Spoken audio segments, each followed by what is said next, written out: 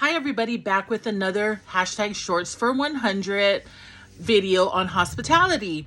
So I've been delving into the subject of hospitality and I decided to do more biblical study about it. And I found a great verse and I'm going to read it from my laptop. It is 1 Peter 4, 7 through 10.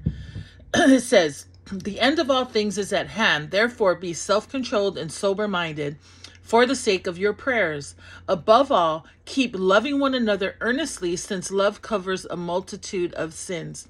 Show hospitality to one another without grumbling. As each has received a gift, use it to serve one another as good stewards of God's varied grace." I mean, this is mind-blowing to me because it's a command from the Lord that we show hospitality to others, and not just people you know, and not just at a function that you have in your beautiful home with your beautiful place settings and your beautiful this, that, and the other. It's like showing really real acts of love and taking people into your home and just showing them God's love. So I don't know, I'm getting kind of mind blown by this whole hospitality thing. So hope you guys enjoyed that Bible scripture verse, and I hope everybody has a great day. Bye-bye.